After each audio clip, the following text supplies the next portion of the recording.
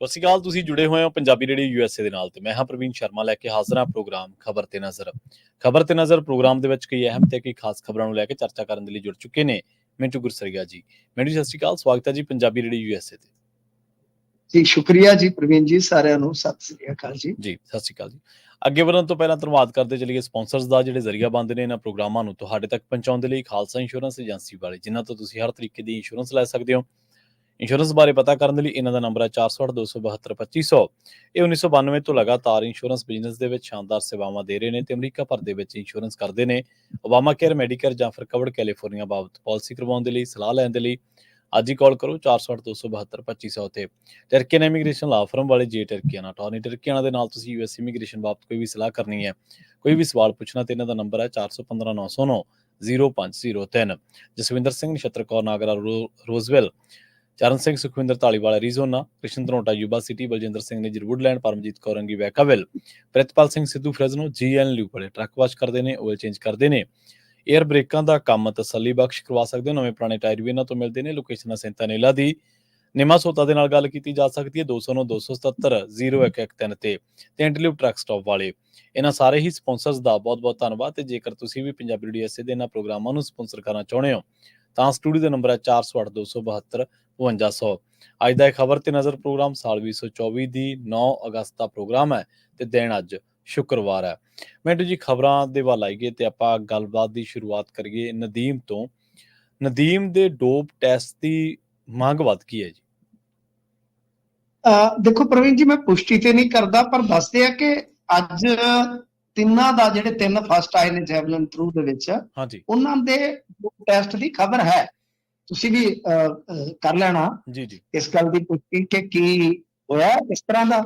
ਮਤਲਬ ਕਿ ਇਹ ਆ ਕਿ ਇਹ ਵੈਸੇ ਤੇ ਆਪਾਂ ਨੂੰ ਪਤਾ ਹੀ ਆ, ਇਹ ਜਿਹੜਾ ਹੁੰਦਾ ਆ ਤੁਹਾਨੂੰ ਪਤਾ ਨਾਡਾ ਹੋਇਆ, ਫਲਾਣੀ ਏਜੰਸੀ ਹੈ, ਇਹ ਅਸਲ ਦੇ ਵਿੱਚ ਤੁਹਾਨੂੰ ਪਤਾ ਰੈਂਡਮਲੀ ਕਿਤੇ ਵੀ ਨਮੂਨੇ ਭਰ ਲੈਂਦੇ ਨੇ। ਇਹਦੇ ਵਿੱਚ ਕੋਈ ਸ਼ੱਕ ਨਹੀਂ, ਕੋਈ ਇਹਦੇ ਚ ਦੋ ਰਾਏ ਨਹੀਂ ਕਿ ਬਹੁਤ ਸਾਰੇ ਪਲੇਅਰ ਜਿਹੜੇ ਆ ਉਹ ਇਹਦੇ ਚ ਫਸ ਵੀ ਜਾਂਦੇ ਆ। ਤਾਂ ਗੱਲ ਇਹ ਆ ਕਿ ਇਹ ਹੁਣ ਦੇਖੋ ਪਤਾ ਨਹੀਂ ਇਹਨਾਂ ਦੇ ਹੋਏ ਆ ਕਿ ਨਹੀਂ ਹੋਏ। ਵੈਸੇ ਰੈਂਡਮਲੀ ਕਹਿੰਦੇ ਆ ਕਿ ਬਈ ਉਹ ਸ਼ਾਇਦ ਫਸਟ, ਸੈਕੰਡ, ਥਰਡ ਵਾਲੇ ਦੇ ਹੋ ਜਾਣਗੇ। ਮੈਂ ਪਰ ਪੁਸ਼ਟੀ ਨਹੀਂ ਕਰਦਾ ਕਿਉਂਕਿ ਇੱਥੇ ਤੁਹਾਨੂੰ ਪਤਾ ਇੱਕ ਹੈ ਤੇ ਵੈਸੇ ਜਗਬਾਣੀ ਵਾਲੇ ਆ, ਪਰ ਉਹਨਾਂ ਦਾ ਕੀ ਇਤਬਾਰ ਆ, ਮੁੜ ਕੇ ਉਹ ਕੱਢ ਦੇਣ ਖਬਰ, ਉੱਥੋਂ ਕੱਢ ਦੇਣ। ਤਾਂ ਮੈਂ ਉੱਥੇ ਦੇਖਿਆ ਸੀਗਾ, ਇਹਨਾਂ ਨੇ ਦਾਅਵਾ ਕੀਤਾ ਕਿ ਤਿੰਨਾਂ ਨੂੰ ਗੇਮ ਵਿਲੇਜ ਦੇ ਵਿੱਚ ਰੋਕਿਆ ਗਿਆ ਤੇ ਉਸ ਤੋਂ ਬਾਅਦ ਕਹਿ ਲਓ ਕਿ ਡੋਪ ਟੈਸਟ ਹੋਇਆ, ਖਾਸ ਤੌਰ ਤੇ ਨਦੀਮ ਦਾ। ਲਓ ਮੈਂ ਲੱਭ ਰਿਹਾ ਤੇ ਲੱਭ ਵੀ ਗਈ ਹੈ ਖਬਰ। TV9 ਵਾਲਿਆਂ ਨੇ ਵੀ ਜਿਹੜੀ ਹੈ ਇਸ ਗੱਲ ਦੀ ਪੁਸ਼ਟੀ ਕੀਤੀ ਹੈ, ਪਰ ਉਹਨਾਂ ਨੇ ਕੁਐਸਚਨ ਮਾਰਕ ਲਾਇਆ ਹਾਲੇ। ਯਾਨੀ ਮੈਂ ਜਿਵੇਂ ਤੁਹਾਨੂੰ ਦੱਸਿਆ ਕਿ ਇਸ ਤਰ੍ਹਾਂ ਦੀਆਂ ਖਬਰਾਂ ਜ਼ਰੂਰ ਆਈਆਂ ਨੇ ਕਿ ਡੋਪ ਟੈਸਟ ਵਾਸਤੇ ਇਹਨਾਂ ਦੇ ਨਮੂਨੇ ਜਿਹੜੇ ਲੈ ਆ, ਪਰ ਇਹ ਨਹੀਂ ਪਤਾ ਮੈਨੂੰ ਵੀ ਵਾਕਿਆ ਲੈ ਆ ਕਿ ਨਹੀਂ, ਇਹ ਖਬਰਾਂ। ਸੋ ਆਪਾਂ ਇਹਨੂੰ ਚੀਜ਼ ਨੂੰ ਇੱਥੇ ਹੀ ਛੱਡ ਦਈਏ ਕਿ ਵੈਸੇ ਇਹ ਆਪਾਂ ਨੂੰ ਪਤਾ ਹੀ ਆ ਕਿ ਨਾਡਾ ਹੋਈ ਤੇ ਇਸ ਤਰ੍ਹਾਂ ਦੀਆਂ ਏਜੰਸੀਆਂ ਜਿਹੜੀਆਂ ਨੇ ਬਹੁਤ ਜਲਦੀ ਉਹ ਇਹ ਕੰਮ ਨਿਬੇੜ ਦਿੰਦੀ। ਤੇ ਵੈਸੇ ਜੇ ਡੋਪ ਟੈਸਟ ਪਹਿਲੇ ਦਾ ਹੋਏਗਾ ਤਾਂ ਇਟ ਮੀਨ ਕਿ ਸੈਕੰਡ ਵਾਲੇ ਦਾ ਵੀ ਹੋਏਗਾ, ਥਰਡ ਵਾਲੇ ਦਾ ਵੀ ਹੋਏਗਾ। ਤੇ ਦੂਜੀ ਗੱਲ ਇਹ ਆ ਕਿ ਦੇਖੋ ਇਹ ਸਾਰੀ ਜਿਹੜੀ ਗੱਲ ਸੀਗੀ ਨਾ, ਉਹ ਉੱਠੀ ਸੀਗੀ ਸਾਡੇ ਇੱਥੋਂ ਦੇ ਭਾਰਤ ਦੇ ਕੁਝ ਲੋਕ ਜਿੱਤ ਜਾਣ ਫਿਰ ਕਹਿਣਗੇ ਬੜਾ ਤੋਂ ਬੜਾ ਹੋਤਾ ਹੈ, ਗੱਲ ਇਹ ਆ। ਤੇ ਜੇ ਉਹ ਜਿੱਤ ਜਾਣ ਤੇ ਫਿਰ ਇਹਨਾਂ ਦੇ ਨਾ ਢਿੱਡ ਦੇ ਵਿੱਚ ਘਾਉ ਮਾਊ ਹੁੰਦਾ ਹੈ। ਕੁਛ ਲੋਕਾਂ ਦੇ, ਸਾਰਾ ਇੰਡੀਆ ਨਹੀਂ, ਬਹੁਤ ਸਾਰੇ ਲੋਕ ਅੱਜ ਵਧਾਈਆਂ ਦੇ ਰਹੇ ਸਨ। ਤਾਂ ਇੱਥੇ ਉਹ ਗੱਲ ਟ੍ਰੈਂਡ ਕਰਨ ਲੱਗ ਪਈ ਕਿ ਇਹਦਾ ਡੋਪ ਟੈਸਟ ਹੋਣਾ ਚਾਹੀਦਾ, ਕਿ ਪਹਿਲੇ ਝਟਕੇ ਚ ਇਹਨੇ 92.97 ਲਗਭਗ 93 ਓਲੰਪਿਕ ਦਾ ਰਿਕਾਰਡ ਤੋੜਤਾ। ਤੇ 6ਵੀਂ ਫਿਰ ਪ੍ਰਵੀਨ ਜੀ, ਇਹ ਬੜੀ ਮੁਸ਼ਕਲ ਥਰੋ ਹੁੰਦੀ ਆ ਕਿ ਤੁਸੀਂ 5 ਥਰੋਆਂ ਕਰ ਚੁੱਕੇ ਹੋਵੋ, ਚਾਹੇ ਫਾਉਲ ਨੇ ਚਾਹੇ ਉਹ ਤੁਹਾਡੀਆਂ ਸਹੀ ਨੇ, ਪਰ 6ਵੀਂ ਥਰੋ ਵੇਲੇ ਤੇ ਜਾਨ ਨਿਕਲ ਜਾਂਦੀ ਆ। ਉਹਨੇ 6ਵੀਂ ਫਿਰ 90 ਤੋਂ ਉੱਤੇ ਦੀ ਮਾਰੀ ਆ। ਤਾਂ ਹੁਣ ਇਹ ਗੱਲਾਂ ਕਰ ਰਹੇ ਸੀਗੇ ਕਿ ਡੋਪ ਟੈਸਟ ਹੋਣਾ ਚਾਹੀਦਾ। ਐਥਲੀਟ ਜਿਹੜੇ ਹੁੰਦੇ ਆ ਨਾ, ਇਹਨਾਂ ਨੂੰ ਪਤਾ ਕਿ ਰੈਂਡਮਲੀ ਉੱਥੇ ਨਮੂਨੇ ਲੈ ਜਾ ਸਕਦੇ ਆ, ਤਾਂ ਜਾਂ ਪੋਜੀਸ਼ਨ ਆ ਗਈ ਤਦ ਵੀ ਨਮੂਨਾ ਲਿਆ ਜਾ ਸਕਦਾ ਹੈ। ਅਸਲ 'ਚ ਇਹ ਤੇ 2-2, 4-4 ਮਹੀਨੇ ਪਹਿਲਾਂ ਟੈਸਟ ਕਰਾ ਕੇ ਜਾਂਦੇ ਨੇ ਕਿ ਸਾਡੇ ਸੈਂਪਲ 'ਚ ਕੁਝ ਆ ਨਾ ਜਾਵੇ, ਨਮੂਨੇ 'ਚ ਕੁਝ ਆ ਨਾ ਜਾਵੇ। ਜੀ ਇਸ ਵਾਸਤੇ ਇਹ ਬਕਾਇਦਾ ਇਹਦੇ ਤੇ ਨਾ ਪ੍ਰਵੀਨ ਜੀ, ਇੱਕ ਜਿਹੜਾ ਡਾਈਟੇਸ਼ਨ ਹੁੰਦਾ ਹੈ ਜਾਂ ਇਹਨਾਂ ਦਾ ਫਿਜ਼ੀਓ ਹੁੰਦਾ, ਉਹ ਇੱਕ ਕੰਮ ਕਰਦੇ ਆ। ਸਾਲ ਜਿਹੜੇ ਬੈਨ ਆ ਉਹ ਲਿਸਟ ਹੁੰਦੀ ਆ ਉਹਨਾਂ ਕੋਲ ਕਿ ਕੋਈ ਵੀ ਐਸੀ ਮੈਡੀਸਨ ਭੁਲੇਖੇ ਨਾਲ ਵੀ ਐਥਲੀਟ ਨਾ ਖਾ ਲਵੇ ਜਿਹੜੀ ਬੈਨ ਸੂਚੀ ਦੇ ਵਿੱਚ, ਸਮਝੇ ਨਾ। ਇਸ ਵਾਸਤੇ ਇਹ ਕੋਈ ਅਰਸ਼ਦ ਨਦੀਮ ਪਹਿਲਾ ਕੰਪੀਟੀਸ਼ਨ ਤੇ ਲੜਨ ਨਹੀਂ ਸੀ ਰਿਹਾ, ਉਹ ਤੇ ਕਾਮਨਵੈਲਥ ਦਾ ਵੀ ਗੋਲਡ ਆ ਉਹਦੇ ਕੋਲ, ਫਿਰ ਏਸ਼ੀਅਨ ਦੇ ਵਿੱਚ ਵੀ ਮੈਡਲਿਸਟ ਆ। ਸੋ ਇਹ ਐਵੇਂ ਯਬਲੀਆਂ ਮਾਰਨ ਵਾਲੀ ਗੱਲ ਹੁੰਦੀ ਆ। ਬਾਕੀ ਨਮੂਨਾ ਉਹਦਾ ਜਿਵੇਂ ਮੈਂ ਤੁਹਾਨੂੰ ਦੱਸਿਆ ਕਿ ਹੋ ਸਕਦਾ ਲੈ ਲਿਆ ਗਿਆ ਹੋਵੇ, ਕਿਉਂਕਿ ਇਹ ਉੱਥੇ ਚੱਲਦਾ ਹੈ। ਪਤਾ ਨਹੀਂ ਕਿੰਨੇ ਐਥਲੀਟਾਂ ਦੇ ਨਮੂਨੇ ਲੈ ਜਾਂਦੇ ਤੇ ਜਿਹੜਾ ਪਾਇਆ ਜਾਂਦਾ ਉਹ ਪਾਇਆ ਜਾਂਦਾ। ਇਹਨਾਂ ਦੀ ਮੰਗ ਜਿਹੜੀ ਹੈ ਉਹ ਠੀਕ ਆ, ਹੋ ਸਕਦੀ ਹੈ, ਸਭ ਨੂੰ ਆਪਣਾ ਆਪਣਾ ਅਧਿਕਾਰ ਹੈ, ਪਰ ਕਈਆਂ ਨੂੰ ਜਿੱਤ ਪਚਦੀ ਨਹੀਂ। ਦੇਖੋ ਅਰਸ਼ਦ ਨਦੀਮ ਦਾ ਸੰਘਰਸ਼ ਸੀਗਾ, ਅਰਸ਼ਦ ਨਦੀਮ ਦੇ ਜੇ ਜੀਵਨ ਤੇ ਜਾਵਾਂਗੇ ਬੜੀ ਲੰਮੀ ਚੌੜੀ ਉਹਦੀ ਜਰਨੀ ਆ। ਮੈਂ ਜੇ ਸੰਖੇਪ ਚ ਤੁਹਾਨੂੰ ਦੱਸਾਂ, ਇੱਕ ਮਿਸਤਰੀ ਦਾ ਮੁੰਡਾ ਜਦੋਂ ਜੈਵਲਿਨ ਸ਼ੁਰੂ ਕਰਦਾ ਹੈ ਤੇ ਜਿਵੇਂ ਆਪਣੇ ਇੱਥੇ ਨਿਹੰਗ ਸਿੰਘ ਕਿੱਲਾ ਨਹੀਂ ਚੁੱਟਦੇ, ਯਾਦ ਹੈ ਤੁਹਾਨੂੰ, ਤੁਸੀਂ ਦੇਖਿਆ ਹੋਣਾ ਹੈ। ਹਾਂਜੀ ਹਾਂਜੀ, ਇੱਥੇ ਹੋਲਾ ਮਹੱਲਾ ਤੇ ਵੀ ਤੇ ਸਾਡੇ ਪਿੰਡਾਂ ਵੱਲ ਵੀ ਚੁੱਟਦੇ ਹੁੰਦੇ ਆ। ਉਧਰ ਨੇਜਾਬਾਜੀ ਕਰਦੇ ਆ ਪਾਕਿਸਤਾਨ ਚ, ਉਹ ਦੇਖ ਕੇ ਤੇ ਇਹਨੇ ਉਹ ਮਤਲਬ ਕਿ ਆਪਣੇ ਹੱਥ ਦੇ ਨਾਲ ਹੀ ਉਹ ਕਿੱਲਾ ਚੁੱਟਣਾ ਜਾਂ ਪੁੱਟਣਾ ਜਿਹੜਾ ਉਹ ਸ਼ੁਰੂ ਕਰ ਦਿੱਤਾ। ਤੇ ਉਸ ਤੋਂ ਬਾਅਦ ਫਿਰ ਸਕੂਲ ਦੇ ਵਿੱਚੋਂ ਇਹਨੇ ਇਹ ਸੁੱਟ ਕੇ ਜੈਵਲਿਨ ਤੇ ਸਭ ਨੂੰ ਹੈਰਾਨ ਕਰ ਦਿੱਤਾ। ਫਿਰ ਵਿਚਾਰਾ ਚਲੋ ਗਰੀਬੀ ਦਾ ਮਾਰਿਆ ਸੀ, ਪਿਓ ਮਾੜਾ ਮੋਟਾ ਕਾਰੀਗਰ ਸੀਗਾ, ਉਹਦੇ ਨਾਲ ਵੀ ਕੰਮ ਕਰਨਾ। ਫਿਰ ਉਸ ਤੋਂ ਬਾਅਦ ਤਰਲੇ ਮਾਰਦਾ ਫਿਰਦਾ ਸੀਗਾ, ਕੰਪੀਟੀਸ਼ਨ ਲੜ ਲੈਂਦਾ ਸੀਗਾ, ਕਿਉਂਕਿ ਸਕੂਲ ਦੇ ਕੋਚ ਨੇ ਅੱਛੇ ਰਸਤੇ ਪਾਤਾ ਇਹਨੂੰ, ਐਸੀ ਵੀ ਨੌਕਰੀ ਮਿਲ ਜਾਏਗੀ, ਮੇਰੇ ਦਿਨ ਫਿਰ ਜਾਣਗੇ। ਤਾਂ ਉੱਥੇ ਜਦੋਂ ਸਪੋਰਟਸ ਕੋਟੇ 'ਚ ਨੌਕਰੀ ਲੈਣ ਗਿਆ, ਜਿਵੇਂ ਆਪਣੇ ਇਧਰ ਵਾਟਰ ਵਰਕਸ ਵਾਲਾ ਡਿਪਾਰਟਮੈਂਟ ਹੁੰਦਾ ਨਾ, ਪਾਣੀ ਸਪਲਾਈ ਵਾਲਾ, ਤਾਂ ਉੱਥੇ ਗਿਆ ਤਾਂ ਨੌਕਰੀ ਤੈਨੂੰ ਮਿਲੀ ਨਹੀਂ। ਉੱਥੇ ਬੁਖਾਰੀ ਸੀਗਾ ਜਿਹੜਾ ਏਸ਼ੀਅਨ ਮੈਡਲਿਸਟ ਸੀਗਾ ਪਾਕਿਸਤਾਨ ਦਾ, ਉਹਨੇ ਆਖਿਆ ਕਿ ਕੀ ਇਹ ਚੱਕੀ ਕੀ ਫਿਰਦਾ, ਕੀ ਇਹਦੀ ਪਰਫਾਰਮੈਂਸ ਹੈ। ਜਦੋਂ ਉਹਨੇ ਦੇਖੀ ਉਹਨੇ ਆਖਿਆ ਤੇ ਬੰਦਾ ਕੰਮ ਦਾ, ਕਿਉਂਕਿ ਉਦੋਂ ਤੱਕ ਇਹ 56-60 ਮੀਟਰ ਸੁੱਟ ਲੈਂਦਾ ਸੀ। ਜੀ ਜੀ, ਉਹਨੇ ਫਿਰ ਇਹਨੂੰ ਪ੍ਰੈਕਟਿਸ ਕਰਵਾਈ 60 ਤੋਂ 65, 70, 75, ਫਿਰ ਤੇ ਤੁਰਿਆ ਗਿਆ ਸੀ। ਯਾਨੀ ਇਹ ਰਾਤੋਂ ਰਾਤ ਨਹੀਂ ਆਇਆ, ਇਹਦਾ ਸਫ਼ਰ 56 ਤੋਂ ਸ਼ੁਰੂ ਹੋਇਆ ਜਦੋਂ ਪ੍ਰੋਫੈਸ਼ਨਲ ਜੈਵਲਿਨ ਥਰੋਅਰ ਬਣਿਆ। ਤਾਂ ਮਤਲਬ ਕਿ ਬਾਕੀ ਹੁਣ ਦੇਖੋ, ਪਤਾ ਨਹੀਂ ਕੀ ਹੋ ਸਕਦਾ ਕਿ ਕੱਲ ਨੂੰ ਕੋਈ ਗੱਲ ਨਿਕਲ ਵੀ ਆਵੇ, ਮੈਂ ਗਰੰਟੀ ਨਹੀਂ ਦਿੰਦਾ। ਪਰ ਇਹ ਨਹੀਂ ਹੈ ਕਿ ਉੱਠ ਕੇ ਰਾਤੋਂ ਰਾਤ ਆ ਗਿਆ ਤਾਂ ਪਹਿਲਾ ਕੰਪੀਟੀਸ਼ਨ ਹੈ ਤੇ ਸਾਰੇ ਕਹਿਣ ਕਿ ਇਹਨੇ ਤਾਂ ਕੋਈ ਨਸ਼ਾ ਕਰਕੇ ਜਾਂ ਕੋਈ ਇਸ ਤਰ੍ਹਾਂ ਦਾ ਬੈਨ ਸਾਲਟ ਯੂਜ਼ ਕਰਕੇ ਇਹਨੇ ਸੁੱਟਤਾ ਹੋਏਗਾ, ਕਿਉਂਕਿ ਉਹ ਪ੍ਰੋਫੈਸ਼ਨਲ ਕੰਪੀਟੀਸ਼ਨ ਪਹਿਲਾਂ ਤੋਂ ਲੜਦਾ ਹੈ। ਗੱਲ ਵੱਖਰੀ ਆ ਉਹਦੇ ਹਾਲਾਤ, ਉਹ ਜਿਵੇਂ ਕਹਿੰਦਾ ਨਾ ਫਰਕ ਬੜੇ ਨੇ ਯੰਕੜੇ ਤੇਰੇ ਮੇਰੇ ਹਾਲਾਤਾਂ ਦੇ, ਫਰਕ ਬਹੁਤ ਹੈ ਨੀਰਜ ਚੋਪੜਾ ਦੇ ਤੇ ਇਹਦੇ। ਨੀਰਜ ਚੋਪੜਾ ਨੂੰ ਕਰੋੜਾਪਤੀ ਬਣਾ ਦਿੱਤਾ ਇੰਡੀਆ, ਕਰੋੜਾਪਤੀ ਜੀ, ਅਰਬਾਪਤੀ ਕਹਿ ਲੋ ਕਿ ਹੁਣ ਤਾਂ ਬਹੁਤ ਸਾਰਾ ਪੈਸਾ, ਤਗੜੇ ਸਪਾਂਸਰ, ਇਹਦੇ ਕੋਲ ਵਿਚਾਰੇ ਕੋਲ ਕੁਛ ਨਹੀਂ ਸੀਗਾ। ਇਹ ਤੇ ਪਿੰਡ ਵਾਲੇ ਡੋਨੇਸ਼ਨ ਦਿੰਦੇ ਆ ਤੇ ਖੇਡਣ ਆ ਜਾਂਦਾ। 85,000 ਦੀ ਜਿਹੜੀ ਜੈਵਲਿਨ ਹੈ ਨਵੀਂ, ਉਹ ਲੈਣ ਤੋਂ ਆ ਰਹੀ ਸੀਗਾ। ਸੋ ਇਸ ਵਾਸਤੇ ਇਹਦੇ ਹਾਲਾਤ ਥੋੜੇ ਜੁਦਾ ਨੇ। ਬਾਕੀ ਗੱਲ ਇਹ ਆ ਕਿ ਜੇ ਇਹ ਜਿੱਤ ਗਿਆ ਤਾਂ ਹਲਦੀ ਘੜੀ ਸਾਨੂੰ ਵਧਾਈ ਦੇਣੀ ਚਾਹੀਦੀ ਹੈ, ਫਰਾਕ ਦਿਲੀ ਦਿਖਾਉਣੀ ਚਾਹੀਦੀ ਹੈ। ਨੀਰਜ ਦੀ ਮਾਂ ਨੇ ਬੜੀ ਸੋਹਣੀ ਗੱਲ ਕਹੀ, ਉਹਨੇ ਆਖਿਆ ਉਹ ਵੀ ਬੱਚਾ ਸਾਡਾ ਹੀ ਆ। ਉਹਦੀ ਮਾਂ ਨੇ, ਅਰਸ਼ਦ ਨਦੀਮ ਦੀ ਮਾਂ ਨੇ ਵੀ ਆਖਿਆ, ਉਹਨੇ ਆਖਿਆ ਕਿ ਇਹ ਦੋਵੇਂ ਭਰਾ ਹੀ ਆ ਆਪੋ ਵਿੱਚ ਦੀ, ਕੋਈ ਗੱਲ ਨਹੀਂ, ਅੱਲਾਹ ਤਾਲਾ ਨੀਰਜ ਚੋਪੜਾ ਨੂੰ ਵੀ ਕਾਮਯਾਬ ਕਰੇ। ਸੋ ਦੁਆਵਾਂ ਦੋਵੇਂ ਮਾਵਾਂ ਇੱਕ ਦੂਜੇ ਨੂੰ ਦੇ ਰਹੀਆਂ ਤੇ ਕਿਉਂ ਢਿੱਡ ਦੁਖਦਾ। ਫਰਾਕ ਦਿਲੀ ਵਿਖਾਉਣੀ ਚਾਹੀਦੀ ਆ। ਪਾਕਿਸਤਾਨੀਆਂ ਨੂੰ ਮਸੇ ਦੀ ਖੁਸ਼ੀ ਨਸੀਬ ਹੋਈ ਆ, 92 ਤੋਂ ਬਾਅਦ ਪਹਿਲਾ ਮੈਡਲ ਆ ਉਹਨਾਂ ਦਾ 올림픽 ਦੇ ਵਿੱਚ, ਜਿਹੜਾ ਕੋਈ ਐਥਲੀਟ ਲੈ ਕੇ ਗਿਆ, ਤੇ ਤੀਜਾ ਮੈਡਲ ਆ ਜੀ।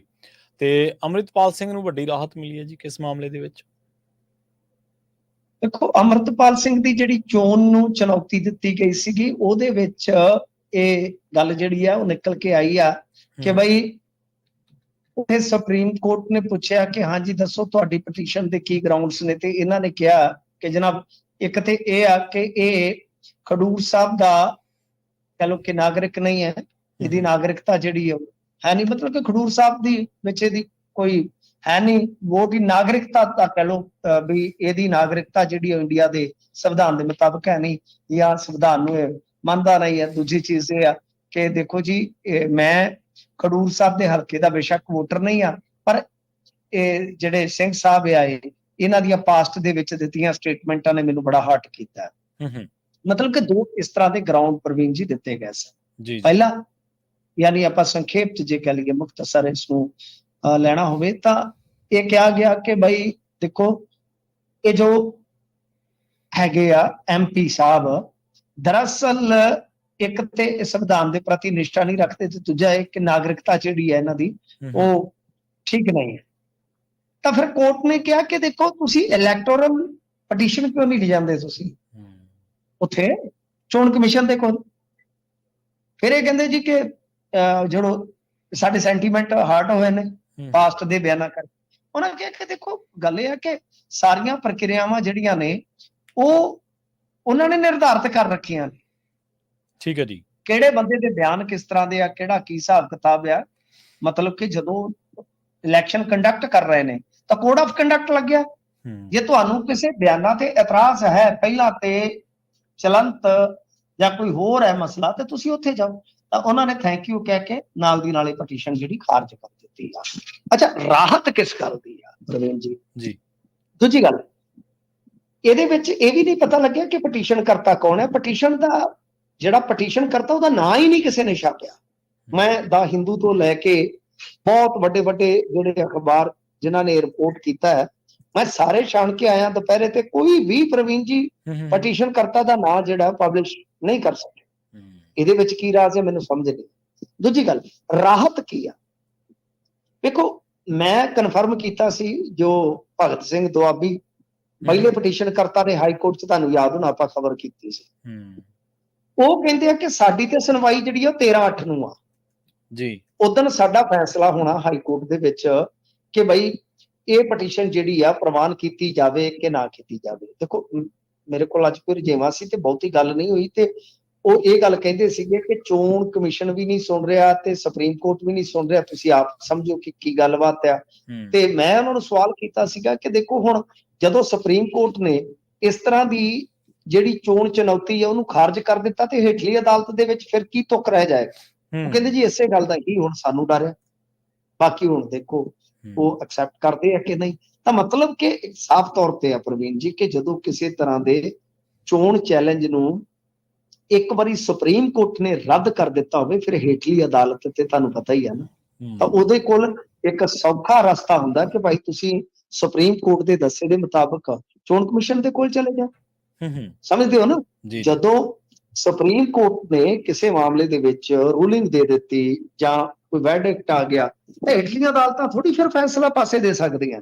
ਸੋ ਇਸ ਕਰਕੇ ਹੋਰ ਪਤਾ ਨਹੀਂ ਕਿੰਨੀਆਂ ਪਟੀਸ਼ਨਾਂ ਪੈਂਦੀਆਂ ਜਾਂ ਪਟੀਸ਼ਨਾਂ ਪੈ ਚੁੱਕੀਆਂ ਨੇ, ਮੈਨੂੰ ਨਹੀਂ ਪਤਾ, ਬਟ ਉਹਨਾਂ ਸਾਰੀਆਂ ਦਾ ਇੱਕ ਵਾਰੀ ਕਹਿ ਲਓ ਕਿ ਇਹ ਇੱਕ ਰਾਹਤ ਵਾਲਾ ਮਸਲਾ ਬਣ ਗਿਆ, ਕਿਉਂਕਿ ਸੁਪਰੀਮ ਕੋਰਟ ਨੇ ਇਸ ਤਰ੍ਹਾਂ ਦੇ ਜਿਹੜੇ ਚੁਣਾਵੀ ਚੈਲੰਜ ਆ ਕਿ ਚੋਣ ਨੂੰ ਲੈ ਕੇ ਚੈਲੰਜ ਆ, ਤਾਂ ਉਹ ਲਗਭਗ ਡਿਸਮਿਸ ਕਰ ਦਿੱਤੇ ਕਿ ਨਹੀਂ ਭਾਈ, ਜੇ ਕਿਸੇ ਨੂੰ ਕਿਸੇ ਵੀ ਕਿਸਮ ਦੀ ਕੋਈ ਪ੍ਰੋਬਲਮ ਆ ਤੇ ਇਹਦੇ ਵਾਸਤੇ ਲੋਕ ਨੁਮਾਇੰਦਗੀ ਐਕਟ ਹੈਗਾ, ਤੁਸੀਂ ਉਹਦੇ ਤਹਿਤ ਜਾ ਕੇ ਚੋਣ ਕਮਿਸ਼ਨ ਦੇ ਕੋਲ ਪਟੀਸ਼ਨ ਦਾਖਲ ਕਰੋ। ਜੀ ਜੀ। ਤੇ ਗੱਲ ਕਰੀਏ ਬਿਸ਼ਨੋਈ ਦੇ ਮਾਮਲੇ ਦੀ, ਇਸ ਮਾਮਲੇ ਤੇ ਕੇਂਦਰ ਤੇ ਵਰੇ ਨੇ ਰਾਜਾ ਵੜਿੰਗ। ਹਾਂਜੀ, ਦੇਖੋ ਰਾਜਾ ਵੜਿੰਗ ਤੁਹਾਨੂੰ ਪਤਾ ਹੀ ਹੈ ਤੇ ਸਿੱਧੂ ਫੈਮਿਲੀ ਦੇ ਬਹੁਤ ਨਜ਼ਦੀਕ ਨੇ, ਤੇ ਇਹਨਾਂ ਨੇ ਅੱਜ ਉੱਥੇ ਇਹ ਮਾਮਲਾ ਜਿਹੜਾ ਬਹੁਤ ਜ਼ੋਰ ਸ਼ੋਰ ਦੇ ਨਾਲ ਚੁੱਕਿਆ।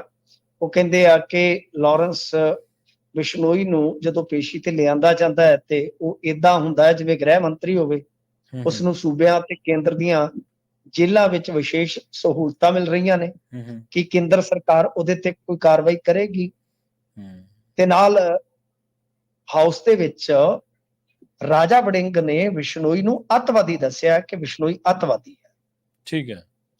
ਤੇ ਸਵਾਲ ਕੀਤਾ ਕਿ ਕੀ ਕੇਂਦਰ ਦੱਸ ਸਕਦਾ ਹੈ ਕਿ ਇਸ ਨੂੰ ਕਦੋਂ ਤੱਕ ਰੋਕਿਆ ਜਾਏਗਾ। ਅੱਗੇ ਵੜਿੰਗ ਕਹਿੰਦੇ ਆ ਕਿ ਦੇਸ਼ ਵਿੱਚ ਇੱਕ ਵੱਡੇ ਗੈਂਗਸਟਰ ਸੰਬੰਧੀ ਗੱਲ ਕਰਨਾ ਚਾਹੁੰਦਾ ਹਾਂ ਜਿਸ ਦਾ ਨਾਮ ਲਾਰੈਂਸ ਬਿਸ਼ਨੋਈ ਹੈ ਤੇ ਉਸਦਾ ਅੱਤਵਾਦ ਪੂਰੇ ਦੇਸ਼ ਵਿੱਚ ਫੈਲਿਆ। ਫਿਲਹਾਲ ਉਹ ਗੁਜਰਾਤ ਦੀ ਸਾਬਰਮਤੀ ਜੇਲ੍ਹ ਵਿੱਚ ਬੰਦ ਹੈ ਤੇ ਵਿਸ਼ਵ ਪ੍ਰਸਿੱਧ ਕਲਾਕਾਰ ਸਿੱਧੂ ਮੂਸੇਵਾਲਾ ਦਾ ਕਤਲ ਉਹਨੇ ਕੀਤਾ ਹੈ ਤੇ ਉਹ ਕਹਿੰਦਾ ਹੈ ਕਿ ਸਲਮਾਨ ਖਾਨ ਨੂੰ ਵੀ ਮਾਰੇਗਾ। ਅੱਜ ਪੰਜਾਬ ਵਿੱਚ ਉਸ ਦਾ ਅੱਤਵਾਦ ਚੋਟੀ ਤੇ ਹੈ, ਵਪਾਰੀਆਂ ਤੋਂ ਫਰੌਤੀ ਲੈਂਦਾ ਤੇ ਜਿਹੜਾ ਉਸ ਨੂੰ ਫਰੌਤੀ ਨਹੀਂ ਦਿੰਦਾ ਉਸ ਨੂੰ ਮਾਰ ਦਿੱਤਾ ਜਾਂਦਾ ਹੈ। ਤੇ ਨਾਲ ਕਹਿੰਦੇ ਆ ਕਿ ਲਗਭਗ 6 ਮਹੀਨੇ ਪਹਿਲਾਂ ਜੇਲ੍ਹ ਵਿੱਚੋਂ ਉਸਦਾ ਇੰਟਰਵਿਊ ਆਇਆ ਸੀ, ਅਸੀਂ ਰੌਲਾ ਪਾਇਆ ਤੇ ਹਾਈ ਕੋਰਟ ਨੇ ਆਪ ਨੋਟਿਸ ਲਿਆ। ਉਸ ਤੋਂ ਬਾਅਦ ਪਤਾ ਲੱਗਾ ਹੈ ਕਿ ਪੁਲਿਸ ਵਾਲਿਆਂ ਨੇ ਉਸਦਾ ਇੰਟਰਵਿਊ ਇੱਕ ਵੱਡੇ ਚੈਨਲ ਤੇ CIA ਸਟਾਫ ਵਿੱਚ ਕਰਵਾਇਆ ਸੀ। ਮਤਲਬ ਕਿ ਲਾਰੈਂਸ ਬਿਸ਼ਨੋਈ ਦੀ ਇੰਟਰਵਿਊ ਦਾ ਮਸਲਾ ਵੀ ਉੱਥੇ ਚੁੱਕ ਦਿੱਤਾ ਗਿਆ। ਇਸ ਤੋਂ ਇਲਾਵਾ ਅੱਜ ਅੰਮ੍ਰਿਤਸਰ ਤੋਂ ਵੀ ਜਿਹੜੇ ਮੈਂਬਰ ਪਾਰਲੀਮੈਂਟ ਹੈ ਔਜਲਾ ਸਾਹਿਬ, ਉਹ ਵੀ ਬੋਲੇ ਸਨ ਤੇ ਉਹਨਾਂ ਨੇ ਵੀ ਬਾਸਮਤੀ ਦਾ ਮੁੱਦਾ ਚੁੱਕਿਆ ਕਿ ਜ਼ਿਆਦਾ ਕੈਪ ਕਰਕੇ ਪਾਕਿਸਤਾਨ ਇਸ ਦਾ ਫਾਇਦਾ ਲੈ ਰਿਹਾ ਤੇ ਪੰਜਾਬ ਦੇ ਵਿੱਚ ਇਹਦੀ ਖਰੀਦ ਨਹੀਂ ਹੋ ਰਹੀ। ਬਾਸਮਤੀ ਦਾ ਵੀ ਮਸਲਾ ਐਤਕੀ ਕਾਫੀ ਗੁੰਝਲਦਾਰ ਬਣਿਆ ਹੋਇਆ। ਦੇਖੋ ਗੱਲ ਇਹ ਹੈ ਕਿ ਲਾਰੈਂਸ ਦੇ ਮਸਲੇ ਤੇ ਮੈਨੂੰ ਲੱਗਦਾ ਕਿ ਪੰਜਾਬ ਸਰਕਾਰ ਖੁਦ ਫਸੇਗੀ। ਜੀ ਪੰਜਾਬ ਸਰਕਾਰ ਹੁਣ ਤੁਸੀਂ ਵੇਖੋ ਕਿ ਪਹਿਲਾਂ ਇਹ ਮੁੱਕਰੇ ਨੇ, ਹਲਫਨਾਮੇ ਨੇ, ਫਿਰ ਉਸ ਤੋਂ ਬਾਅਦ ਹੁਣ ਪੁਲਿਸ ਨੇ ਆਪ ਹੀ ਮੰਨ ਲਿਆ ਕਿ CIA ਸਟਾਫ ਦੇ ਵਿੱਚ ਹੋਇਆ। ਤੁਸੀਂ ਦੇਖੋ ਕਿ ਉਸ ਤੋਂ ਬਾਅਦ ਵੀ ਭਗਵੰਤ ਮਾਨ ਹੋਰਾਂ ਨੇ ਕੋਈ ਸਟੇਟਮੈਂਟ ਨਹੀਂ ਦਿੱਤੀ। ਜੇ ਦਿੱਤੀ ਹੈ ਤੇ 8 PM ਵਾਲੀ ਗੱਲ ਵਧਾਈ ਦੇ ਦਿੱਤੀ, ਬਾਅਦ ਦੇ ਵਿੱਚ ਉਹ ਤੇ ਤੁਹਾਨੂੰ ਪਤਾ ਹੀ ਹੈ ਕਿ ਚੈਨਲ ਦੀ ਵੀਡੀਓ ਡਿਲੀਟ ਹੋ ਗਈ। ਇਹਨਾਂ ਨੇ ਵਧਾਈ ਦਿੱਤੀ ਸੀਗੀ ਤੇ 8 PM ਵਾਲੀ ਵਧਾਈ ਹੁਣ ਤੁਸੀਂ ਸਮਝਦੇ ਹੋ ਨਾ। ਅੱਛਾ ਠੀਕ ਹੈ। ਤੇ ਉਹ ਹਾਂਜੀ, ਤਾਂ ਉਹ ਮੁੜ ਕੇ ਵੀਡੀਓ ਡਿਲੀਟ ਕਰਵਾਣੀ ਪਈ। ਗੱਲ ਇਹ ਆ ਕਿ ਤੁਸੀਂ ਘੱਟੋ ਘੱਟ ਭਰੋਸਾ ਤੇ ਦੇਵੋ ਨਾ, ਯਕੀਨ ਤੇ ਦਬਾਓ ਨਾ ਕਿ ਹਾਂ ਬਈ ਅਸੀਂ ਹੁਣ ਜਾਂਚ ਪੜਤਾਲ ਕਰਾਂਗੇ। CIA ਸਟਾਫ ਦੇ ਵਿੱਚੋਂ ਇੰਟਰਵਿਊ ਦਾ ਹੋ ਜਾਣ ਦਾ ਮਤਲਬ ਇਹੋ ਆ ਕਿ ਤੁਹਾਡਾ ਬਹੁਤ ਵੱਡਾ ਹੋ ਸਕਦਾ ਕੋਈ ਅਫਸਰ ਜਾਂ ਪੁਲਿਸ ਦੀ ਇੱਕ ਲੌਬੀ ਰਲੀ ਹੋਵੇ, ਜਾਂ ਇਹਦਾ ਮਤਲਬ ਹੈ ਕਿ ਸਟੇਟ ਸਪਾਂਸਰਡ ਤੁਸੀਂ ਕਰ ਰਹੇ ਹੋ। ਤਾਂ ਤੁਸੀਂ ਇਹਨਾਂ ਚੀਜ਼ਾਂ ਦੀ ਜਿਹੜੀ ਕੋਈ ਮਿੱਥ ਹੈ ਉਸਨੂੰ ਤੋੜਨ ਦਾ ਯਤਨ ਕਿਉਂ ਨਹੀਂ ਕਰਦੇ? ਜਦੋਂ ਤੁਸੀਂ ਬੋਲ ਹੀ ਨਹੀਂ ਰਹੇ, ਝੂਠ ਬੋਲ ਰਹੇ ਹੋ, ਉਲਟਾ ਵਾਰ-ਵਾਰ ਫਸ ਰਹੇ ਹੋ, ਤਾਂ ਫਿਰ ਤੁਹਾਡੀ ਉੱਥੇ ਫਿਰ ਗਰਦ ਤੇ ਏਦਾਂ ਹੀ ਉੱਠੇਗੀ ਨਾ। ਸੋ ਇਹ ਆਪਣੇ ਕਹਿ ਲਓ ਕਿ ਇਹਨਾਂ ਦੇ ਕੀਤੇ ਹੋਏ ਬਲੰਡਰ ਆ ਜਿਹੜੇ ਵਾਰ-ਵਾਰ ਇਹਨਾਂ ਦੇ ਸਾਹਮਣੇ ਆ ਰਹੇ ਆ। ਤਾਂ ਫਿਰ ਮੌਕਾ ਸੀਗਾ, ਰਾਜਾ ਵੜਿੰਗ ਨੇ ਉੱਥੇ ਧੋ ਦਿੱਤਾ ਇਹਨਾਂ ਨੂੰ। ਜੀ, ਤੇ ਆਪਾਂ ਗੱਲ ਕਰੀਏ ਮਿੰਟੂ ਜੀ, ਮਾਲਵਾ ਨਹਿਰ ਤੋਂ ਬਾਅਦ ਕਹਿੰਦੇ ਇੱਕ ਹੋਰ ਨਹਿਰ ਕੱਢੀ ਜਾ ਰਹੀ ਹੈ। ਹਾਂਜੀ ਦੇਖੋ, ਇਹ ਵੈਸੇ ਤੇ ਬੜਾ ਚਿਰ ਦਾ ਰੌਲਾ ਪੈਂਦਾ ਹੈ ਕਿ ਨਹਿਰ ਜਿਹੜੀ ਆ ਕੱਢੀ ਜਾਊਗੀ। ਹੁਣ ਦੱਸਦੇ ਆ ਕਿ ਕੁਛ ਥਾਵਾਂ ਤੋਂ ਜ਼ਮੀਨ ਦੇ ਜਿਹੜੇ ਰਿਕਾਰਡ ਮੰਗੇ ਗਏ ਆ। ਦਰਅਸਲ ਕੀ ਆ ਕਿ ਜੇ ਆਪਾਂ ਵੇਖੀਏ ਜਿੱਥੋਂ SYL ਗੁਜ਼ਰਦੀ ਆ, ਖਾਸ ਤੌਰ ਤੇ ਰਾਜਪੁਰਾ ਲੰਘ ਕੇ ਜੀ, ਤੇ ਉਹਨਾਂ ਪਿੰਡਾਂ ਦੇ ਵਿੱਚ ਆਈ, ਕਿਉਂਕਿ ਮੈਂ ਜਾਂਦਾ ਰਹਿਣਾ, ਮੇਰਾ ਹਫ਼ਤੇ 10 ਦਿਨਾਂ ਬਾਅਦ ਉਧਰ ਗੇੜਾ ਲੱਗ ਜਾਂਦਾ। ਬਹੁਤ ਸਾਰੇ ਸਕੇ ਸੰਬੰਧੀ ਰਿਸ਼ਤੇਦਾਰ ਯਾਰ ਮਿੱਤਰ ਮੇਰੇ ਉੱਧਰ ਗਿਆ। ਤੇ ਉੱਥੇ ਨਾ ਕਈ ਪਿੰਡ ਤੁਹਾਨੂੰ ਇਸ ਤਰ੍ਹਾਂ ਦੇ ਮਿਲ ਜਾਣਗੇ ਜਿੱਥੇ ਜੇ ਚਿਤਕਾਰਾ ਯੂਨੀਵਰਸਿਟੀ ਆ ਤੇ ਇਹਦੇ ਤੁਸੀਂ ਜੇ ਮਤਲਬ ਕਿ ਇਸ ਯੂਨੀਵਰਸਿਟੀ ਵਾਲੇ ਪਾਸੇ ਦੇ ਪਰਲੇ ਪਾਸੇ ਪਿੰਡ ਦੇਖੋਗੇ ਤਾਂ ਉਹ ਕਹਿਣਗੇ ਕਿ SYL ਚੱਲਣੀ ਚਾਹੀਦੀ। ਕਿਉਂਕਿ ਉਹਨਾਂ ਦੀਆਂ ਜ਼ਮੀਨਾਂ ਜਿਹੜੀਆਂ ਨੇ ਉਹਨਾਂ ਹੇਠਲਾ ਪਾਣੀ ਬਹੁਤ ਡੂੰਘਾ ਹੋ ਚੁੱਕਾ ਹੈ, ਉਹਨਾਂ ਨੂੰ ਸਮੱਸਿਆ ਰਹਿੰਦੀ। ਉਹ ਕਹਿੰਦੇ ਕਿ ਸਾਡਾ ਬਚਾਅ ਹੋ ਜਾਏਗਾ। ਇਸੇ ਤਰ੍ਹਾਂ ਜੇ ਆਪਾਂ ਦੇਖੀਏ ਤਾਂ ਰੋਪੜ, ਪਟਿਆਲਾ, ਮੋਹਾਲੀ, ਇਹਨਾਂ ਦੇ ਕਈ ਇਲਾਕੇ, ਕਈ ਪਿੰਡ ਇਸ ਤਰ੍ਹਾਂ ਦੇ ਆ ਜਿਹੜੇ ਪਾਣੀ ਦੀ ਸਮੱਸਿਆ ਨਾਲ ਜੂਝਦੇ। ਤਾਂ ਪਾਣੀ ਦੀ ਸਮੱਸਿਆ ਹੁਣ ਦੋ ਤਰ੍ਹਾਂ ਨਾਲ ਹੀ ਹੱਲ ਹੋ ਸਕਦੀ ਹੈ ਨਾ, ਜਾਂ ਤਾਂ ਉੱਤੋਂ ਆਵੇ ਪਾਣੀ ਤੇ ਜਾਂ ਧਰਤੀ ਦੇ ਹੇਠਾਂ ਕੱਢੀਏ। ਧਰਤੀ ਦੇ ਹੇਠਾਂ ਹੀ ਅਸੀਂ ਕੱਢ ਰਹੇ ਹਾਂ ਧਰਤੀ ਤੋਂ, ਬਾਕੀ ਦੇ ਉੱਤੋਂ ਦਾ ਵਾਲਾ ਤਾਂ ਸਿਸਟਮ ਤੁਹਾਨੂੰ ਪਤਾ ਹੀ ਆ। ਤਾਂ ਹੁਣ ਇਹ ਕਹਿੰਦੇ ਆ ਕਿ ਉਹ ਜਿਹੜਾ ਦਸ਼ਮੇਸ਼ ਨਹਿਰ ਵਾਲਾ ਪ੍ਰੋਜੈਕਟ ਸੀਗਾ, ਇਸ ਨੂੰ ਪੂਰਾ ਕਰਨ ਵਾਸਤੇ ਨਹਿਰੀ ਪਟਵਾਰੀਆਂ ਦੀ ਡਿਊਟੀ ਲਾਈ ਗਈ ਆ, ਯਾਨੀ ਜ਼ਮੀਨ ਦਾ ਰਿਕਾਰਡ ਮੰਗਿਆ ਗਿਆ। ਕਿਉਂਕਿ ਪਹਿਲਾਂ ਤੇ ਇਹ ਮੋਹਾਲੀ ਸ਼ਹਿਰ ਦੇ ਨਾਲ ਜਿਹੜੇ ਪਿੰਡ ਲੱਗਦੇ ਸੀ ਉੱਥੋਂ ਗੁਜ਼ਰਨਾ ਸੀ ਇਸਨੇ, ਪਰ ਹੁਣ ਤੇ ਤੁਹਾਨੂੰ ਪਤਾ ਨਾ ਮੋਹਾਲੀ ਬਹੁਤ ਵੱਧ ਗਿਆ 20-30 ਸਾਲ ਦੇ ਮੁਕਾਬਲੇ। ਤਾਂ ਨਵੇਂ ਸਿਰੇ ਤੋਂ ਸ਼ਾਇਦ ਇਹ ਯਤਨ ਕਰਨਗੇ। ਗੱਲ ਇਹ ਆ ਕਿ 99-90 ਤੋਂ ਦੱਸਦੇ ਆ ਕਿ ਇਹ ਜਿਹੜੀ ਆ ਯੋਜਨਾ ਬਣ ਰਹੀ ਆ, 3.25 ਲੱਖ ਕਿੱਲੇ ਨੂੰ ਜ਼ਮੀਨ ਜਿਹੜੀ ਆ ਉਹਨੂੰ ਸਿੰਜਣ ਵਾਸਤੇ 900 ਕਿਊਸੈਕ ਪਾਣੀ ਦਾ ਪ੍ਰੋਜੈਕਟ ਆ। ਤੇ ਦੱਸਦੇ ਆ ਕਿ ਉਦੋਂ 40,000 ਰੁਪਏ ਪ੍ਰਤੀ ਏਕੜ ਦੇ ਹਿਸਾਬ ਨਾਲ ਜ਼ਮੀਨ ਵੀ ਐਕਵਾਇਰ ਕੀਤੀ ਗਈ ਸੀ, ਪਰ ਉਸ ਤੋਂ ਬਾਅਦ ਰੌਲਾ ਪੈ ਗਿਆ। ਉਸ ਤੋਂ ਬਾਅਦ ਕੈਪਟਨ ਕਮਲਜੀਤ ਸਿੰਘ ਜਿਹੜੇ ਹੁੰਦੇ ਸੀਗੇ, ਉਹਨਾਂ ਨੇ ਇਹ ਸਕੀਮ ਜਿਹੜੀ ਆ ਫਿਰ ਅੱਗੇ ਤੋਰੀ ਆ। ਤੇ ਦੱਸਦੇ ਆ ਕਿ ਅਪਰ ਬ੍ਰਾਂਚ ਤੇ ਲੋਅਰ ਬ੍ਰਾਂਚ, ਤਾਂ ਉਹਨੂੰ ਜਿਹੜੀ ਮਤਲਬ ਕਿ ਦਸ਼ਮੇਸ਼ ਨਹਿਰ ਦੇ ਨਾਮ ਦੇ ਨਾਲ ਇਹਨਾਂ ਨੇ ਤੋਰਿਆ ਸੀ ਅੱਗੇ, ਜਿਸ ਨੂੰ ਕੇਂਦਰੀ ਜਲ ਆਯੋਗ ਨੇ ਰੱਦ ਕਰ ਦਿੱਤਾ ਸੀਗਾ। ਫਿਰ ਕੈਪਟਨ ਵੇਲੇ ਵੀ ਗੱਲ ਚੱਲੀ ਤੇ ਉਸ ਤੋਂ ਬਾਅਦ ਇਹਨਾਂ ਨੇ ਕਮੇਟੀ ਵੀ ਬਣਾਈ, ਗੱਲ ਨਹੀਂ ਬਣੀ। ਹੁਣ ਆਮ ਆਦਮੀ ਪਾਰਟੀ ਟਰਾਈ ਕਰ। ਦੇਖੋ ਇਹ ਚੀਜ਼ਾਂ ਮਾੜੀਆਂ ਨਹੀਂ, ਮੈਂ ਤਾਂ ਕਹਿੰਦਾ ਨਵੀਆਂ ਨਹਿਰਾਂ ਦੇ ਨਾਲ ਜਿਹੜਾ ਪੁਰਾਣਾ ਆਪਾਂ ਨਹਿਰੀ ਢਾਂਚਾ ਦੇਖਦੇ ਹਾਂ ਉਸਨੂੰ ਵੀ ਰਿਪੇਅਰ ਕਰਨ ਦਾ ਜਾਂ ਕਹਿ ਲਓ ਕਿ ਨਵੇਂ ਸਿਰੇ ਤੋਂ ਬਣਾਉਣ ਦਾ ਤਹਈਆ ਹੋ ਜਾਵੇ ਤੇ ਕੋਈ ਮਾੜੀ ਗੱਲ ਨਹੀਂ। ਕਿਉਂਕਿ ਪਾਣੀ ਜਿਹੜਾ ਪਹੁੰਚੇ ਚੰਗੀ ਗੱਲ ਹੈ। ਦੇਖੋ ਸਰਕਾਰ ਕੋਈ ਉਦਮ ਕਰਦੀ ਆ ਤੇ ਉਹ ਨੇਕ ਆ, ਵਧੀਆ, ਪਰ ਮਸਲਾ ਇੱਕ ਹੋ ਰਿਹਾ ਨਾ ਹੁਣ ਆਪੇ ਤੇ ਇਹ ਕਹਿ ਦਿੰਦੇ ਆ ਕਿ ਦਰਿਆਵਾਂ 'ਚ ਲੋੜੀਂਦਾ ਪਾਣੀ ਨਹੀਂ ਹੈਗਾ, ਪਿੱਛੋਂ ਪਾਣੀ ਨਹੀਂ ਆ ਰਿਹਾ। ਅੱਜ ਵੀ ਮੈਂ ਇੱਕ ਰਿਪੋਰਟ ਤੇ ਕੰਮ ਕਰ ਰਿਹਾ ਸੀਗਾ, ਜਾ ਕੇ ਚੈੱਕ ਕੀਤਾ ਜਿਹੜਾ ਭਾਖੜਾ ਡੈਮ ਹੈ। ਹੁਣ ਤੁਸੀਂ ਦੇਖੋ ਮੌਨਸੂਨ ਤਾਂ ਓਵਰ ਹੋਣ ਵਾਲਾ ਹੈ ਨਾ, ਤੇ ਭਾਖੜਾ ਡੈਮ ਦਾ ਪੱਧਰ ਜਿਹੜਾ ਇਹਨਾਂ ਦਾ ਕਹਿ ਲਓ ਕਿ ਖਤਰੇ ਦੇ ਨਿਸ਼ਾਨ ਤੋਂ ਉੱਤੇ ਚਲਾ ਜਾਂਦਾ ਹੈ, ਹਾਂਜੀ 1680 ਫੀਟ ਤੋਂ, ਉਹ ਤੇ 1615 ਫੀਟ ਹੀ ਫਿਰਦਾ, ਮੀਂਹ ਯਾਨੀ ਬਹੁਤ ਪਾਣੀ ਹੈ। ਇਹਦਾ ਮਤਲਬ ਹੈ ਕਿ ਜੇ ਰਹਿੰਦੇ 3-4 ਹਫ਼ਤਿਆਂ ਚ ਮੀਂਹ ਨਾ ਪਏ, ਪਾਣੀ ਉੱਥੇ ਨਾ ਸਟੋਰ ਹੋਇਆ, ਤੇ ਜਿਹੜੀਆਂ ਆਉਣ ਵਾਲੀਆਂ ਗਰਮੀਆਂ ਹੋਣਗੀਆਂ ਉਹਦੇ ਵਾਸਤੇ ਦਿੱਕਤ ਹੋ ਜਾਏਗੀ। ਕਿਉਂਕਿ ਪੀਣ ਵਾਲਾ ਪਾਣੀ ਇੱਥੋਂ ਨਿਕਲ ਕੇ ਤੁਸੀਂ ਹਿਸਾਬ ਲਾ ਲਓ ਨਾ, ਪੌਂਗ ਹੋਇਆ ਜਾਂ ਇਹ ਭਾਖੜਾ ਹੋਇਆ, ਮੇਨਲੀ ਤੇ ਇਹ ਪੰਜਾਬ, ਹਰਿਆਣਾ, ਰਾਜਸਥਾਨ, ਦਿੱਲੀ, ਇਹਨਾਂ ਸਟੇਟਾਂ ਨੂੰ, ਚੰਡੀਗੜ੍ਹ, ਇਹਨਾਂ ਸਾਰਿਆਂ ਨੂੰ ਪਾਣੀ ਇਹਨਾਂ ਨੇ ਦੇਣਾ। ਸੋ ਇਹ ਦਿੱਕਤ ਹੋ ਰਹੀ ਹੈ। ਮਤਲਬ ਕਿ ਨਹਿਰਾਂ ਜੇ ਅਸੀਂ ਕੱਢ ਰਹੇ ਹਾਂ, ਬਈ ਕੋਈ 1800 ਕਿਊਸੈਕ ਦੀ ਆ ਗਈ ਮਾਲਵਾ, ਕੋਈ 900 ਕਿਊਸੈਕ ਦੀ ਇਹ ਆ ਗਈ, 2700 ਕਿਊਸੈਕ, ਕੀ ਸਾਡੇ ਕੋਲ ਪਿੱਛੇ ਪਾਣੀ ਉਹਨਾਂ ਉਪਲਬਧ ਹੈਗਾ? ਤੇ ਦੂਜਾ ਕਿ ਇਹ SYL ਦੇ ਲੋਅਰ ਤੇ ਅਪਰ ਬ੍ਰਾਂਚ ਚੋਂ ਚੱਕਣਾ, ਤੁਸੀਂ ਲਿੰਕ ਚੱਕਣਾ, ਤਾਂ ਕੀ ਕੇਂਦਰ ਇਸ ਨੂੰ ਮਨਜ਼ੂਰ ਕਰੇਗਾ? ਜੇ ਕਰੇਗਾ ਤਾਂ ਉਹ ਕਹਿਣਗੇ ਕਿ ਜੇ ਤੁਸੀਂ ਇਹ ਬਣਾ ਸਕਦੇ ਹੋ ਤਾਂ SYL ਕਿਉਂ ਨਹੀਂ? ਜੀ। ਤਾਂ ਕਈ ਪਹਿਲੂ ਤੁਹਾਡੇ ਕੋਲ ਜਿਹੜੇ ਆ ਵਿਚਾਰਨਯੋਗ ਨੇ ਕਿ ਪਾਣੀ ਦੀ ਉਪਲਬਧਤਾ ਕੀ ਰਹੇਗੀ, ਕਿ ਪਾਣੀ ਪੰਜਾਬ ਦੇ ਹਿੱਸੇ ਦਾ ਹਾਲੇ ਵਰਤਿਆ ਨਹੀਂ ਜਾ ਰਿਹਾ ਜਾਂ ਪਾਕਿਸਤਾਨ ਨੂੰ ਜਾ ਰਿਹਾ, ਉਸ ਨੂੰ ਵਧਾਇਆ ਜਾਏਗਾ ਜਾਂ ਗਲੇਸ਼ੀਅਰ ਪਿਘਲਾ ਕੇ ਲਿਆਉਂਗੇ? ਜੀ, ਸਮਝਦੇ ਹੋ ਨਾ ਕਿ ਕੀ ਮਤਲਬ ਕਿ ਇਹ ਪਾਣੀ ਆਏਗਾ ਕਿੱਥੋਂ?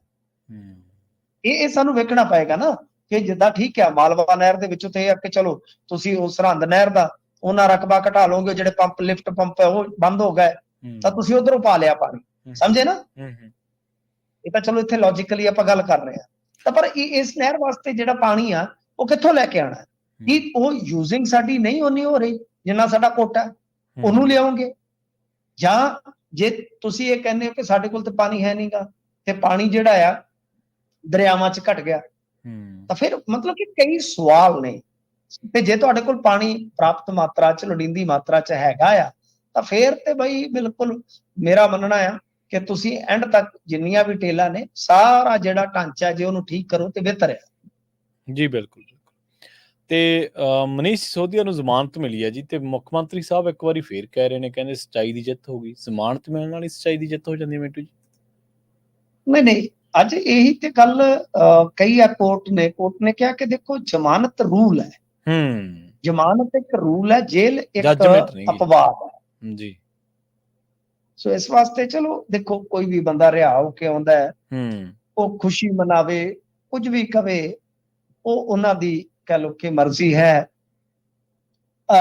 ਹੁਣੇ ਫੁਟੇਜ ਵੀ ਆ ਗਈਆਂ ਕਿ ਮਨੀਸ਼ ਸਿਸੋਦੀਆ ਤੇ ਜੇਲ੍ਹ ਤੋਂ ਬਾਹਰ ਵੀ ਆ ਗਏ ਨੇ, ਯਾਨੀ ਜ਼ਮਾਨਤ ਦਾ ਜਿਹੜਾ ਬੇਲ ਬਾਉਂਡ ਹੁੰਦਾ ਹੈ ਉਹ ਭਰਿਆ ਗਿਆ, ਤੇ ਇਹ ਅਰਵਿੰਦ ਕੇਜਰੀਵਾਲ ਦੇ ਘਰੇ ਗਏ। ਕੇਜਰੀਵਾਲ ਦੇ ਘਰੇ ਬੜਾ ਜਾਂਦੇ ਨੇ, ਸੰਜੇ ਸਿੰਘ ਵੀ ਆਇਆ ਭੱਜ ਕੇ ਕੇਜਰੀਵਾਲ ਦੇ ਘਰੇ ਗਿਆ, ਕਿਉਂਕਿ ਇੱਥੋਂ ਹੀ ਸਭ ਕੁਝ ਮਿਲਣਾ, ਖੁਸ਼ੀਆਂ ਤਾਂ ਇੱਥੋਂ ਮਿਲਣੀਆਂ ਨੇ। ਹਾਂਜੀ, ਸਵਾਤੀ ਮਾਲੀਵਾਲ ਵੀ ਗਈ ਸੀ ਮੈਂ ਕਿਹਾ ਉੱਥੇ? ਨਹੀਂ, ਉਹ ਤੋਂ ਬਾਅਦ ਤਾਂ ਨਹੀਂ ਗਈ, ਇੱਕ ਵਾਰੀ ਗਈ ਹੈ। ਹਾਂਜੀ, ਖੈਰ, ਤੇ ਦੇਖੋ ਗੱਲ ਇਹ ਆ ਕਿ ਬਈ ਇਹ ਸਾਰਾ ਕੁਝ ਜਿਹੜਾ ਚੱਲਦਾ ਪਿਆ ਹੈ, ਇਹਦੇ 'ਚ ਅੱਜ ਮਨੀਸ਼ ਸਿਸੋਦੀਆ ਨੂੰ ਜ਼ਮਾਨਤ ਇਸ ਵਾਸਤੇ ਮਿਲ ਗਈ ਕਿਉਂਕਿ ਈਡੀ ਖੁਦ ਹੀ ਫਸ ਗਈ। ਉਹਨਾਂ ਨੇ ਕਿਹਾ ਕਿ ਦੇਖੋ, ਤੁਸੀਂ 495 ਗਵਾਹ ਬਣਾਏ ਨੇ, ਹਜ਼ਾਰਾਂ ਦਸਤਾਵੇਜ਼ ਤੁਸੀਂ ਲਈ ਫਿਰਦੇ ਹੋ ਕੇਸ 'ਚ, ਚਲਾਨ ਤੁਸੀਂ ਹਾਲੇ ਕੋਈ ਪੂਰਾ ਪੇਸ਼ ਨਹੀਂ ਕਰ ਸਕੇ, ਤੇ ਜਿਹੜੇ ਬੰਦੇ ਦੇ ਸੰਵਿਧਾਨ ਦੇ ਵਿੱਚ ਮੌਲਿਕ ਅਧਿਕਾਰ ਨੇ, ਫਿਰ ਉਹਨਾਂ ਨੂੰ ਸਸਪੈਂਡ ਥੋੜੀ ਕੀਤਾ ਜਾ ਸਕਦਾ। ਸੋ ਇਸ ਵਾਸਤੇ ਕਿਸੇ ਨੂੰ ਕੈਦ 'ਚ ਨਹੀਂ ਰੱਖਿਆ ਜਾ ਸਕਦਾ, ਉਹਦੀ ਆਜ਼ਾਦੀ ਨਹੀਂ ਖੋਈ ਜਾ ਸਕਦੀ। ਤਾਂ ਤੁਸੀਂ ਬਈ ਹੁਣ ਜਾਂਦੇ ਰਹੋ। ਤਾਂ ਹੁਣ ਇਹ ਕਹਿ ਲਓ ਕਿ ਜ਼ਮਾਨਤ ਜਿਹੜੀ ਇਹਨਾਂ ਨੂੰ ਹਾਸਲ ਹੋ ਗਈ। ਹਾਲਾਂਕਿ ਇਹ ਕਹਿੰਦੇ ਕਿ ਜੀ ਇਸ ਤਰ੍ਹਾਂ ਲੇਟ ਕਰਨ ਦੇ ਵਿੱਚ, ਟ੍ਰਾਇਲ ਲੇਟ ਕਰਨ ਦੇ ਵਿੱਚ ਇਹਨਾਂ ਦੇ ਵਕੀਲਾਂ ਦਾ ਦੋਸ਼ ਹੈਗਾ, ਪਰ ਕੋਰਟ ਨੇ ਇਹਨਾਂ ਗੱਲਾਂ ਨੂੰ ਨਾ ਮਨਜ਼ੂਰ ਕਰਦੇ ਆ, ਇਹਨਾਂ ਦੀ ਬੇਲ ਜਿਹੜੀ ਆ ਮਨਜ਼ੂਰ ਕਰ ਦਿੱਤੀ ਹੈ, ਤੇ 17 ਮਹੀਨਿਆਂ ਬਾਅਦ ਇਹ ਆ ਗਏ ਆ। ਤਾਂ ਬਾਕੀ ਹੁਣ ਪ੍ਰਵੀਨ ਜੀ ਟੀਕਾ ਟਿੱਪਣੀ ਤੇ ਬਾਅਦ ਚ ਹੋਊਗੀ ਜਦੋਂ ਇਹ ਕੇਸ ਨਿਬੜਨਗੇ, ਪਰ ਉਸ ਤਰ੍ਹਾਂ ਇਹਨਾਂ ਕੇਸਾਂ ਦੇ ਵਿੱਚ ਜੇ ਆਪਾਂ ਦੇਖੀਏ, ਜਦੋਂ ਵੀ ਜ਼ਮਾਨਤਾਂ ਮਿਲੀਆਂ ਨੇ, ਚਾਹੇ ਸੰਜੇ ਸਿੰਘ ਨੂੰ ਮਿਲੀ ਆ, ਉਹ ਕਹਿੰਦੇ ਕਿ ਇਹਦੇ 'ਚ ਤਾਂ ਕੁਝ ਵੀ ਨਹੀਂ ਹੈਗਾ, ਨਾ ਤੁਸੀਂ ਕੋਈ ਬੈਂਕ ਖਾਤਾ ਇਹਦਾ ਲੱਭ ਸਕੇ, ਨਾ ਲੈਣਾ ਨਾ ਦੇਣਾ ਜੀ। ਉਹ ਬਾਅਦ ਦੇ ਵਿੱਚ ਜਦੋਂ ਸਾਬਤ ਕਰਨਗੇ ਫਿਰ ਪਤਾ ਲੱਗੂਗਾ। ਉਦਾਂ ਈਡੀ ਦੇ ਕੇਸ ਜਿਹੜੇ ਆ, ਉਹ ਜਿੰਨੇ ਵੀ ਬੰਦਿਆਂ ਦੇ ਤੁਹਾਨੂੰ ਪਤਾ ਬਣਦੇ ਆ, ਤਾਂ ਕੁਝ ਕੁ ਨੂੰ ਛੱਡ ਕੇ ਬਾਕੀ ਤਾਂ ਉਹ ਲੰਕਦੇ ਹੀ ਰਹਿੰਦੇ ਆ, ਸਜ਼ਾ ਤੇ ਹੁੰਦੀ ਨਹੀਂ। ਬਿਲਕੁਲ ਜੀ, ਬਿਲਕੁਲ। ਮਿੰਟੂ ਜੀ, ਇਹਨਾਂ ਖਾਸ ਖਬਰਾਂ ਤੇ ਖਾਸ ਜਾਣਕਾਰੀਆਂ ਦੇ ਲਈ ਤੁਹਾਡਾ ਬਹੁਤ ਬਹੁਤ ਧੰਨਵਾਦ ਜੀ। ਧੰਨਵਾਦ ਜੀ। ਪ੍ਰੋਗਰਾਮ ਖਬਰ ਤੇ ਨਜ਼ਰ ਨੂੰ ਆਪਾਂ ਇੱਥੇ ਹੀ ਸਮਾਪਤ ਕਰਾਂਗੇ। ਤੁਹਾਡਾ ਸਾਰਿਆਂ ਦਾ ਵੀ ਬਹੁਤ ਧੰਨਵਾਦ। ਸਤਿ ਸ਼੍ਰੀ ਅਕਾਲ। ਜੁੜੇ ਰਹੋ ਪੰਜਾਬੀ ਰੇਡੀਓ USA ਦੇ ਨਾਲ।